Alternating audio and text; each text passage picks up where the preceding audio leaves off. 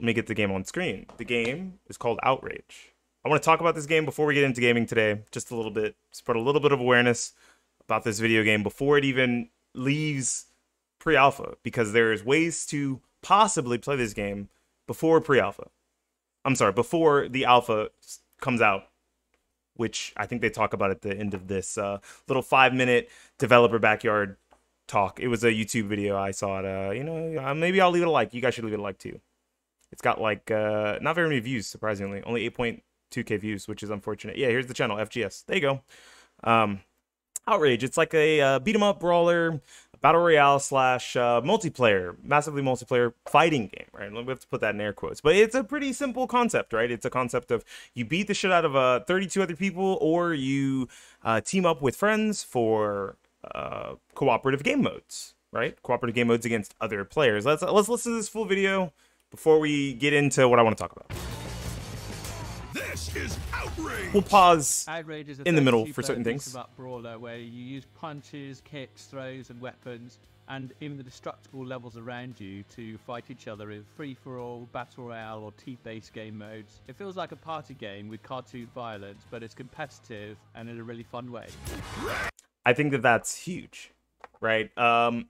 It being what he said, it feels like a party game. That's good, because honestly, the simpler a game is, the less depth there is, the easier it is to get into on the front end and understand, right? But even games that are supposed to be considered party games end up having metas and get solved and become very competitive at the high end for people who want to make it that way, right? Look at a game like Super Smash Bros. Melee. Was originally designed as a party game. It has some of the highest levels of competition to ever be seen in fighting games competitively ever. Look at a game like Fall Guys. There was tournaments for that game before like the scandals about hacking and collusion and things like that. The game has a base to be competitive, even though at the beginning of the game, at the end of the day, it was designed as a party battle royale, like a party game style Mario Party mixed with a battle royale. This is Streets of Rage mixed with a battle royale, right? That's kind of the vibe that I saw, and even the footage, the early footage I got to see. I got to watch like an hour of footage for anyone who's wondering. I'm the studio head for Hardwall Games Limited. Anyone call a cab? OutRage is based around an underground fighting competition. That's a sort of breakout success where the wellness product with raging, unseen side effects supercharges the action that makes contenders invincible. Everybody could get involved. Why not, right? And it's a bit like Adam West's Batman. When you hit people, you get the diff bosh. It also kind of makes it more like a fighting party game. It's not super serious. It's a bit of fun, but if you stick with it, there's quite a lot of depth of mastery. So I think we were inspired by old school games like Power Stone and Streets of Rage. I love that. See, there's the inspiration. So you can even, if you just look at the screenshot of Power Stone, look at the game. Inspired by old school games like. And then look at this screenshot of, first of all, it's ancient. I know. Sorry. If anyone wants to submit this to a kill, go ahead. It probably kills because it's 240p or 144p, whatever, right? But you can tell that it has that like brawler style arena feel. That's what they're going for here, which is really cool. Rage, but also, Fall Guys took. And they even mentioned Fall Guys, which is something that I thought about immediately. Gaming to it. Also, holy, Fall Guys in HD, I mean, in like 4K looks crazy. Why couldn't we do that for fighting games? We could start with a Battle Royale game mode, see if that brings people in, see if players are interested in it, and then we could use the core mechanics for other different game modes. And we started looking into large teams, and that becomes quite fun, where you're all working together, like for the Warriors. Our complexity comes from having lots of players in a relatively tight space. So it's more about learning when to go into battle and pile into a fight, or when it's best to hang back and maybe look for a weapon or go and get some health, or perhaps use the destructible environments against your enemies by picking them up and throwing off ledges. That's hilarious. Love that. Them into scaffolding so the ceiling falls down on top of them. Now you have your yeah, they show a lot of the same footage, but that's okay, because there's still a lot to look at here. We've got some quite traditional ones, like Domination, where you capture an area as part of the team. Right, so he already mentioned it, which is good. Also, I see a little health pickup on the ground there. That's good, right? So, like, it's got that, like, Halo-esque, Unreal Champions-esque, like, pickups on the map, which is really cool. I like that. That's pretty tight. And you can tell that like the level design makes a lot of sense for what they want. They want like small clustered fights in like a very tight cramped space. Like, look at these small little areas off to the side that have like walls around them, the staircases. Like, you can kind of get trapped in there fighting someone. Like, we're beating each other's ass, bro. Like, you better call your teammate for help. You better come around that corner, because if not, I'm slamming you in this wall. Some type of shit like that, which is really cool. I think that just looking at this, like, you can tell how chaotic this is going to be. Like, look how many people are crammed in this super small area. Like, it's a battle royale, yes, but it's also a beat 'em up brawler, which is really cool. Team, and then people try and take the area off you. Oh, and then he mentioned domination, which is something I wanted to talk about. The fact that they're doing something that a lot of battle royales don't do anymore. I think a lot of battle royales kind of forget that they have the core mechanics for other games, right? Like, Call of Duty has Warzone, but because Call of Duty has the Modern Warfare franchise or the Black Ops franchise or whatever the next game in the sequel is, you know, I think it's going to be Modern Warfare 3. They don't really focus on putting anything else inside of their battle royale, right? Like, sometimes Apex 4th, true. Sometimes Apex has additional game modes because they have like team deathmatch every now and then. They have arenas, things like that.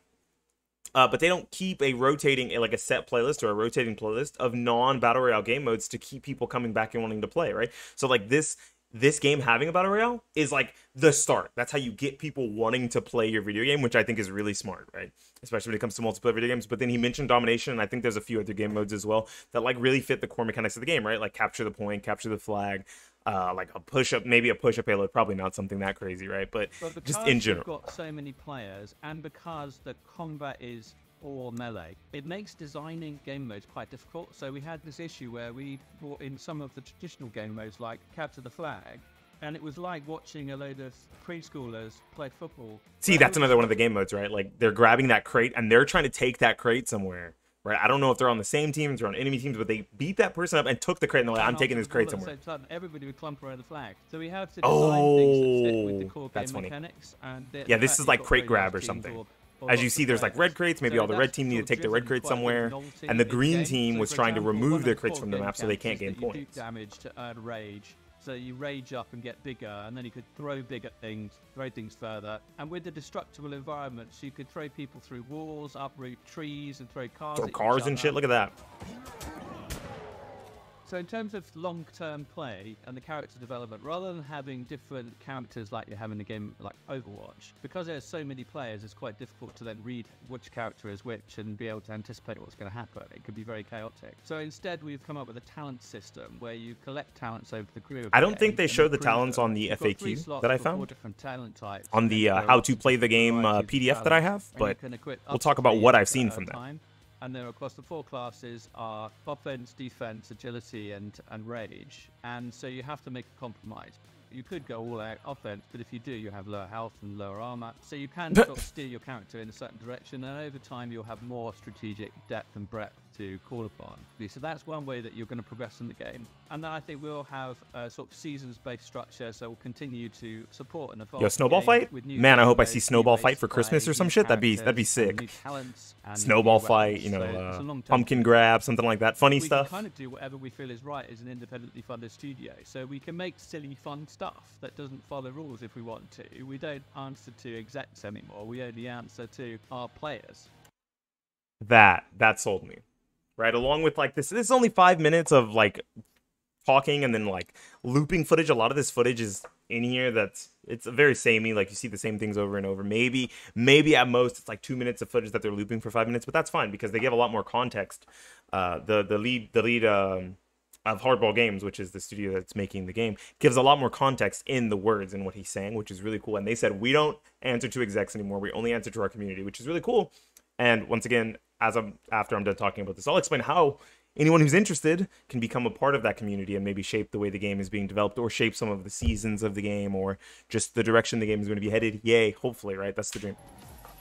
And that's like a, look at that, like it's like a bank thing. Large self-organized groups on the internet around first-person shooters like Fortnite and maybe MMOs, where they're looking for something different. You just called Fortnite a first-person shooter, but it's okay. It's fine. They kind of play. And this game offers the opportunity to bring quite large groups of people seamlessly into the game, play together or against one another. And it's something that's very different. It's not a heavy lift to get started. Our controls are intentionally simple, and each set is over in a few minutes. It's not like having to play 45 minutes of League of Legends or even 20 minutes God. of Fortnite hiding in a bush until the action ensues. You're thrown into an environment with 32 other people. It's a very different game than anything that's out there at the moment. And I think if you are playing a Fortnite or a Fall Guys or even Gang Beasts, and maybe you want something that's different and bigger, something you can bring lots of your friends to, then I think OutRage delivers.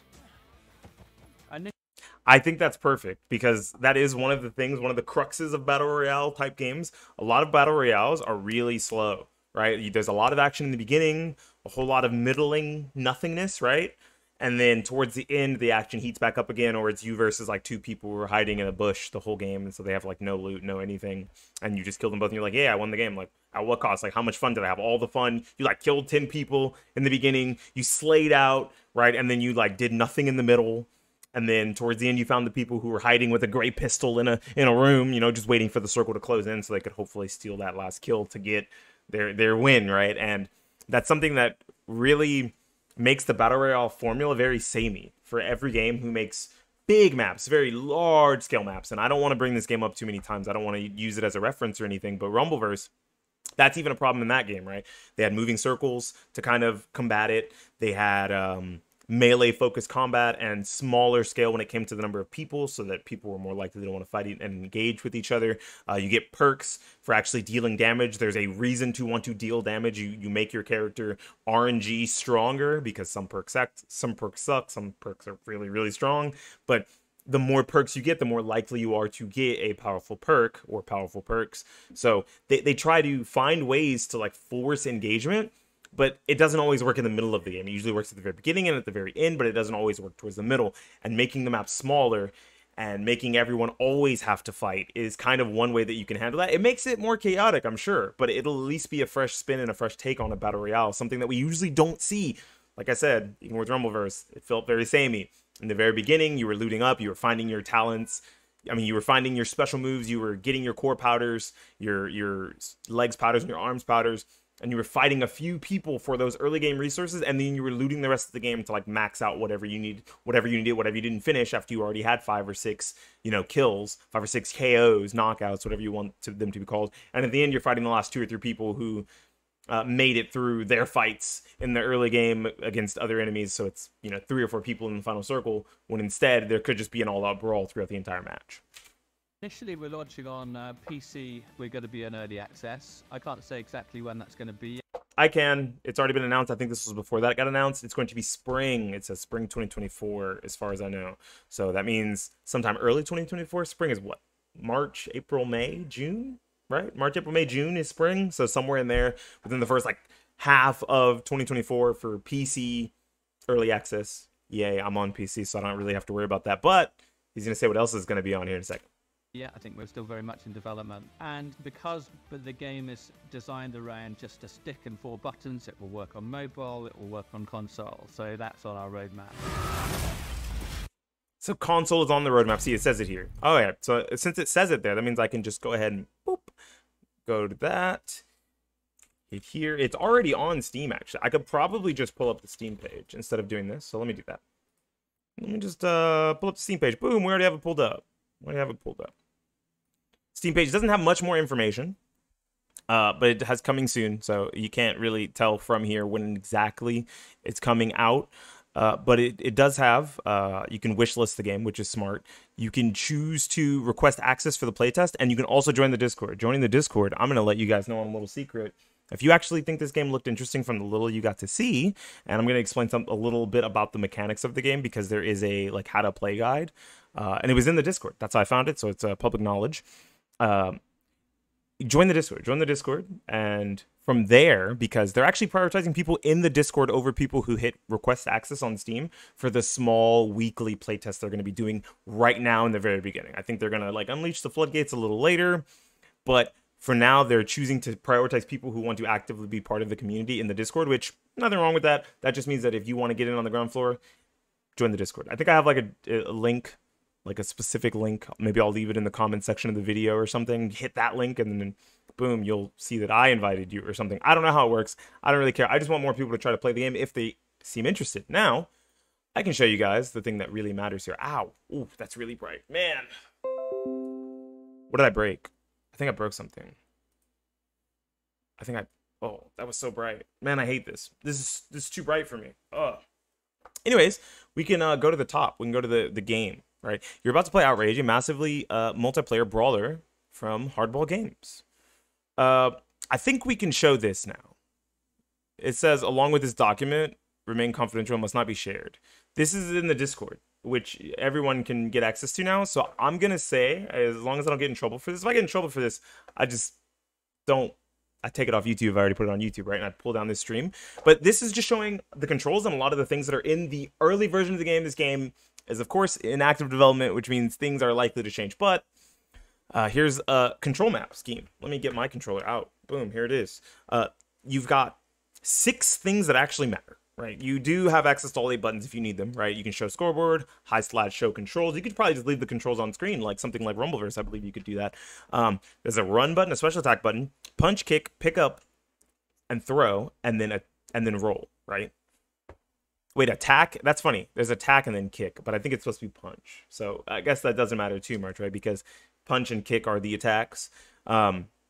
Which means, technically, I believe, if I'm not mistaken, you can actually play this on arcade stick, which seems really cool because you only need access to one stick. You don't need the stick and buttons and another stick to rotate a camera, just like something like an old school beat 'em up or something like Power Stone. Makes a lot of sense, right? Like, they're not trying to emulate other games that already exist where you're, Fortnite-ish, or you're kind of like Apex Legends, or once again Rumbleverse. They're doing their own very specific thing, but just genre adjacent to some of those games. The rage system. This is what the game is named after. It's called OutRage because you can fill up your rage gauge. As you hit people, as you deal damage, you gain more rage. And as you gain more rage, funny name, Mr. Rage. As you gain more rage, you actually you get bigger, you deal more damage, and you're able to throw things more. And if you activate Overrage, which is the special attack, you press R1, you get a temporary boost and a fiery aura, granting you increased damage over time. If you don't do combat damage, you actually slowly start to lose your rage. So if you want to keep the big bonuses, you have to continue to fight. Like, that's this game's way of making people want to stay in combat, is the rage system. Makes a lot of sense. I really like that. Punch and kick are your basic attack. Kicks are slower but have longer reach, but if you hold a punch or kick button, you charge the attack. I missed the 9/11 stream. I did have a 9/11 stream yesterday. It was just, it was pocket bravery. Don't worry. An arrow will appear at your character's feet, indicating the direction of travel. You can aim left. You can aim with the left analog stick, which means only stick you need. When you release the button, you will perform a dashing attack in that direction. You can abort the charge by either tapping the roll button or waiting for your stamina to deplete. So there's a stamina gauge. It's actually right there under the health bar. If you see that little white bar, right? This is all without actually being able to play the game. I watched some footage, like I said, but I have not actually gotten my hands on playing it. And then you can also hold sprint to run. Sprinting uses your stamina gauge. So it has a lot of the same DNA of another brawler's style battle royale, right? There's punches and kicks. I don't think Rumbleverse specifically had punches or kicks. It had vicious and strike, and then it had a stamina gauge, right? Stamina to kind of make sure that you're controlling the pace of the game in a way that's not super overbearing, right? Not super toxic. You can't just like run all the time. You've got to think about your resources. Resource management is pretty important for games like this, especially because there's no guns, right? There's no guns. There's no ammo. It's all melee focused combat.